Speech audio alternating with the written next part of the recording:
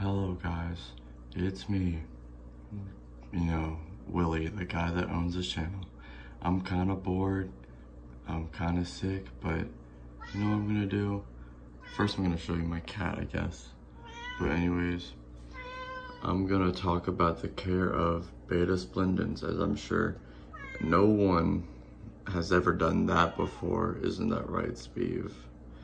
But yeah, oh yeah, he's a glow beta. He's kind of stupid, but what can you do?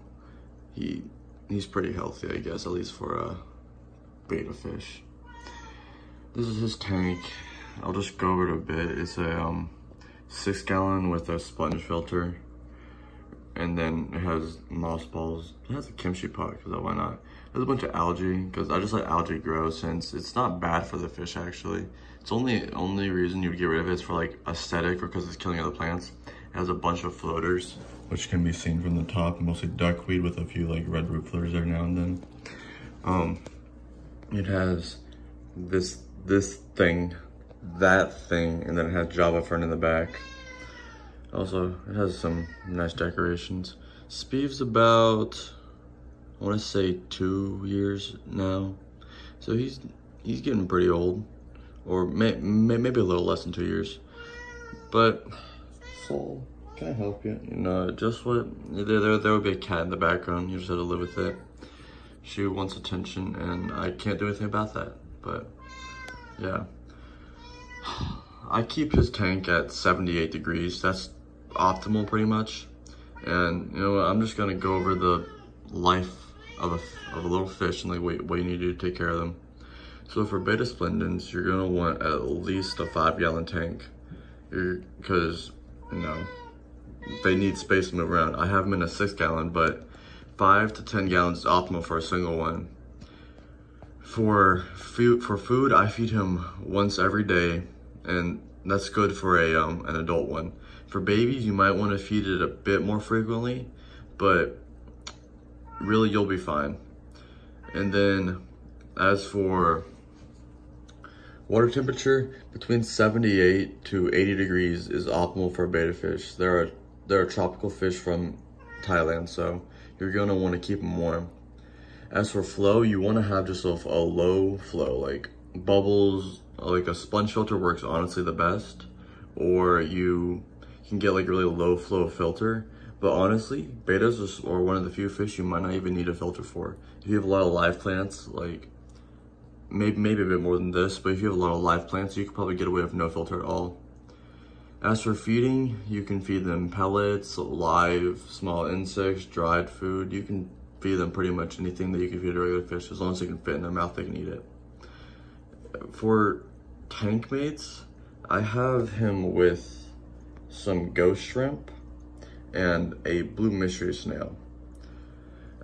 I don't think you should really keep them with other fish, because most small fish that they couldn't attack would nip their fins and mess with them, like tetras, and fish the same size as them they'll fight with. So you'll probably end up with one dead fish, especially males. Males you don't want to keep with others.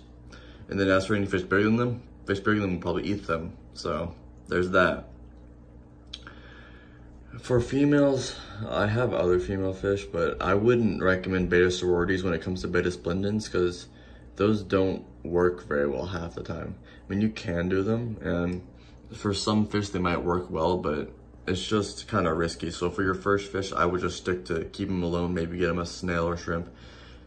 But some will be different. Like, I know some people who have bettas that will just murder any shrimp they have with them, but mine's pretty good with the ghost shrimp. I think it's also because they give the ghost shrimp enough cover and plants that they can hide themselves if they need to, so there's that. The average lifespan of these guys is like 3 to 5 years. I've heard of some living to be like 6 or 7, but that's probably like an outlier. That's definitely an outlier, actually.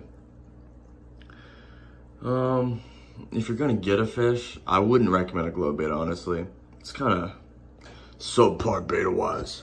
I would recommend looking at trying to get a wild type Betta Splendens. Like Blackwater Aquatics is one seller of them. You can get wild beta. They're not wild, but like they're the wild type, so they're not as, I don't want to say domesticated, they're not as bred. so then they're not as inbred. They don't have like that crooked back like he has, or like such long fins that just kind of follow him around when he swims. Anything else about these guys? Let me think. Well, if you want to see him glow in the dark, I usually don't have it on for glow in the dark stuff, but if you want to see him glow in the dark, I guess he won't do it because he's not under the light. If I move the light over though, see, look, he glows in the dark. Isn't that so cool? Isn't that so interesting? A fish that glows in the dark. I'm such a toddler with getting him. I just got him as a first fish. He's a pretty good fish, I'd say. Sbeve. You want to see him eat? I could probably get. Oh my god! Did not mean to put my finger there. Probably get something of him eating if I can undo the lid of this. Poor planning. I should have undone it earlier. Whatever. I'll put it right there. You can sit right there while you undo this shit. Oh boy! Look, he's back. Now we're going to give him some food to eat. First, I gotta swish this through so I get a little hole there. Oh yeah, he also doesn't like being touched by me, I guess. Eat, eat, eat. Oh, he's gonna race down to get, oh man, you missed. What was even the point of racing down to get that? You're literally embarrassing me. You're embarrassing me. Such an embarrassment, Sbeve. God. Yeah. I'd recommend, these guys are almost perfect for plant tanks though, because they don't really destroy plants, they don't eat plants, they're pretty like, they won't low flow, which is good with a lot of plants.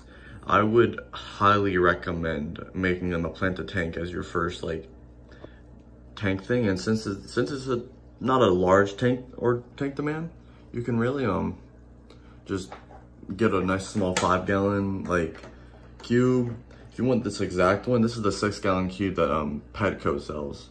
I don't know its exact name, which that's on me, but I know Petco sells it for like, during the $1 sale, it was like $30. So I don't know how much it would be now, but yeah. Pretty good tank, pretty good guy. Ghost shrimp, or if you want a ghost shrimp care thing, just they eat algae. Like, see that? He's been eating that. You just be chilling. I got 3 ghost shrimp in here and one blue mystery snail, as can be seen right there. For substrate, I use the fluval stratum just because it helps lower pH and it does pretty well with plants. So I think that's all pretty good. Pretty happy with it. This is the care video on Sbeve, the Betta Splendens. I want my opinion on glow betas though. I don't think they're the coolest, but I'm not against glowfish. I would much prefer the glowfish as opposed to the dyed fish you can get in like other countries. Like at least he wasn't dyed like that. What happens if I touch you? What happens if I touch you? What happens if I touch you? You'll run away? You'll run away from me? Get back here. Come here. Come here. Yeah. But yeah, he's not some show beta. I wouldn't, you wouldn't catch me taking him some show and just showing him off. But yeah, that's pretty much it. To summarize, you'll want a 5-gallon tank at a minimum, a 78 to 80 degrees. You'll want to feed them once a day. Probably get some live plants that they can like sit on, because he loves to sit in those plants right there. He also loves to sit in like little moss and everything. You're gonna want to decorate it so it's like he's got some places to hide, so that's you want floaters so that the light doesn't blare on him and hurt his eyes, because you know they're pretty sensitive to that. Yeah, that's pretty much it. Oh, pH, don't give them super hard water. They can survive it, but I would recommend softer water, like 4, 5, 6 pH type thing is probably optimal for them. So yeah, that's Betta Splendens. Hopefully this video that I'm sure hundreds of other people have made videos on helps, but I'm bored, so why not?